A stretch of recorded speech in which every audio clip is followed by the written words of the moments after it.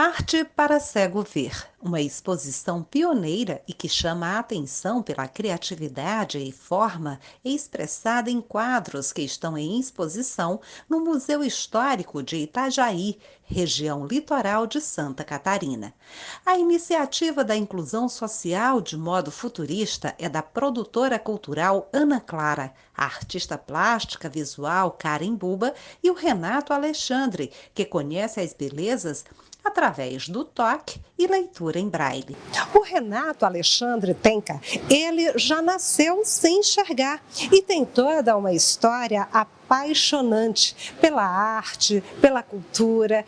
É um dos incentivadores e inspiradores desse projeto. Renato, me conta como é que foi, como é que nasceu, como é que você se sente poder tocar nas obras de uma amiga que também foi inspirado de uma certa forma em você. Eu me sinto gratificado por estar nessa obra, porque eu ajudei e colaborei na questão da audiodescrição, né? Por isso a gente promove a inclusão social. Isso não é só com a deficiência visual, mas também com outros alunos com deficiência, amigos com deficiência. E a importância da audiodescrição é para que a pessoa cega se sinta de uma maneira melhor e acessível. Não é porque a pessoa é cega, né, que ela não vai se socializar com as outras pessoas. Ela precisa de estar no meio da sociedade. A sociedade em si, ela tem que incluir a pessoa cega de uma maneira eficaz e fundamental para a vida da pessoa. Por isso que se diz que a gente promove a inclusão social.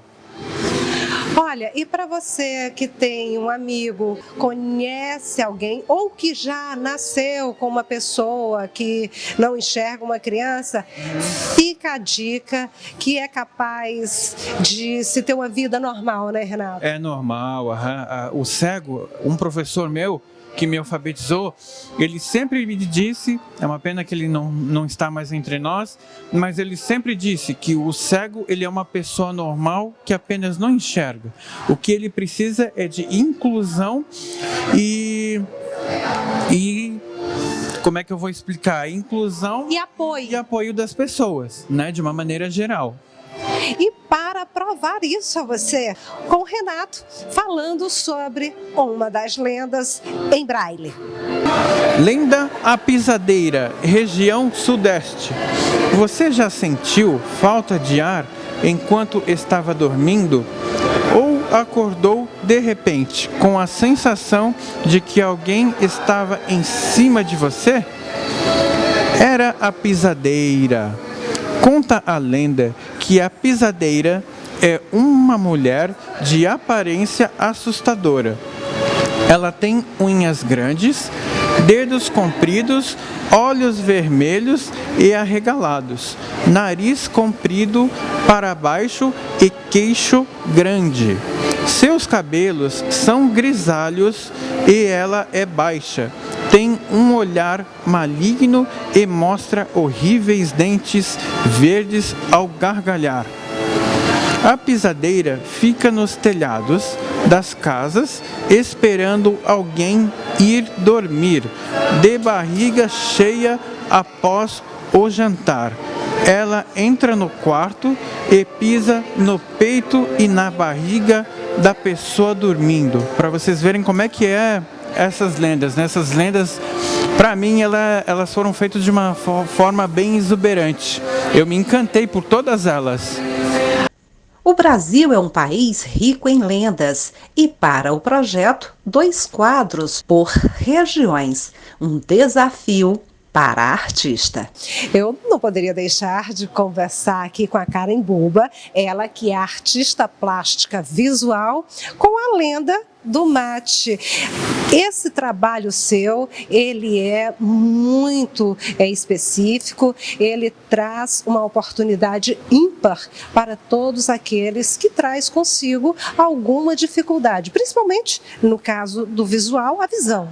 Exatamente. Hoje nós moramos num país com quase 7 milhões de pessoas com deficiência visual e existem muito pouco trabalho voltado para esse público dentro da área cultural.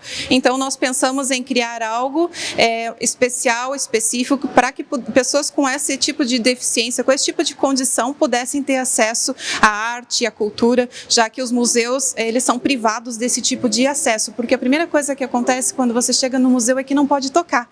E as minhas obras são feitas para serem tocadas, né? Ouvidas, né? E ouvidas, sim. A audiodescrição complementa aquilo que está sendo representado na obra. E o braille também? Tem o braille, né, para que o deficiente visual possa ler além da história, né, desse quadro. Tem também o texto escrito, né, para que as pessoas videntes possam ter acesso. E tem também, né, a gente faz essa experiência com as pessoas videntes para que possa sensibilizá-las sobre a importância do respeito à diversidade e às pessoas com deficiência, né? Então a gente tapa os olhos dessas pessoas e coloca elas para vivenciarem esse universo e poder experimentar um pouquinho dele e ter essa experiência na vida delas, né? Qual foi o maior desafio?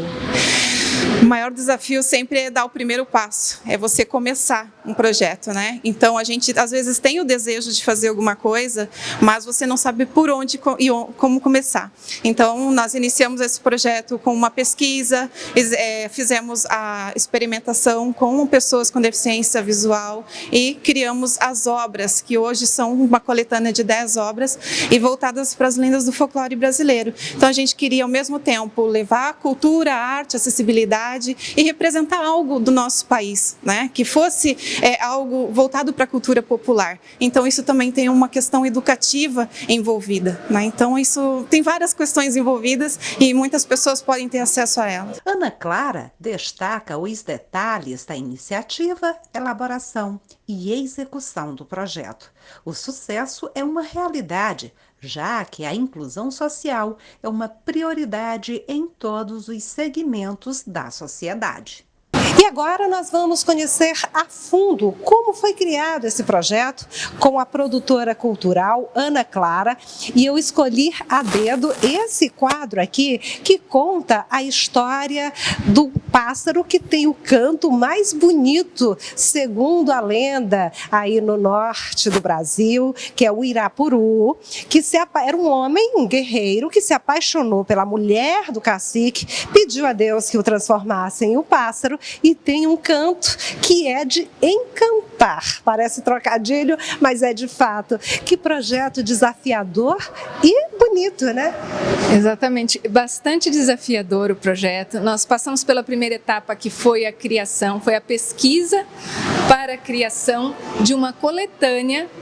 Nós escolhemos a temática das lendas brasileiras, justamente porque a gente queria que, quando a pessoa com deficiência fosse tocar, que não fosse algo óbvio, que nem uma cadeira, uma caneta, que fosse algo que estimule a imaginação. Então pensamos nas lendas.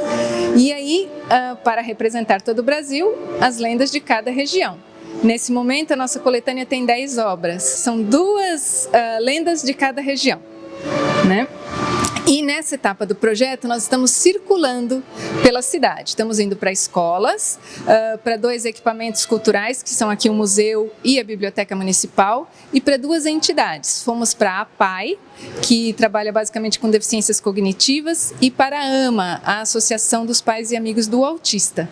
Então nós pudemos experimentar o efeito desta coleção, né, sendo tocada por pessoas com deficiência visual, com deficiência cognitiva, deficiência física e por pessoas sem deficiência. E o mais interessante, assim, que realmente a gente não esperava isso, é que ela é muito efetiva para todas as pessoas. A inspiração, além da produtora cultural, você também teve uma pessoa que é portadora, né, aliás, que tem problema visual e ajudou em tudo, né? Quem é a pessoa? Nos conte quem é essa pessoa, como é que ela entrou no projeto, como foi a aceitação. É o Renato Tenca, ele é nosso consultor de acessibilidade e ele foi a inspiração desse projeto. Ele é meu amigo, eu sou amiga da Karen, que é artista, então eu pensei assim, poxa vida, o Renato nunca vai poder ver as obras da Karen, que são quadros lindos. Então, eu desafiei a Karen, tem que haver uma forma de que o Renato consiga ver os seus quadros. E aí fomos iniciar uma pesquisa. E nesta etapa agora, que os quadros já estão criados e que a gente está levando a exposição ao público, o Renato entra como consultor de acessibilidade, avaliando e nos orientando na criação da audiodescrição. Então o quadro a gente vê com as mãos, mas a gente também escuta para entender a colocação de cada elemento no quadro.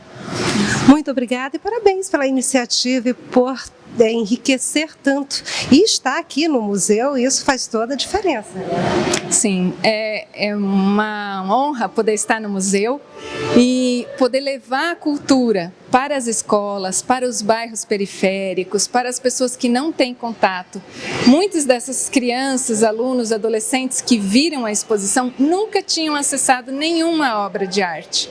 Então isso é enriquecedor para nós. E nós percebemos que uma obra de acessibilidade, ela é também uma ferramenta pedagógica.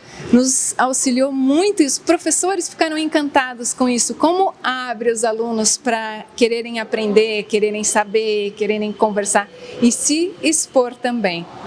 Falar do quanto eles querem respeitar e auxiliar outros colegas com deficiência, outras pessoas. Surgiu dos próprios alunos dizer, meu amigo não enxerga, o outro tem um problema na perna, o outro tem outra deficiência, e eles começaram a discutir em sala como eles podem fazer para melhorar a vida desses colegas. Então tem um efeito cultural, educacional e social.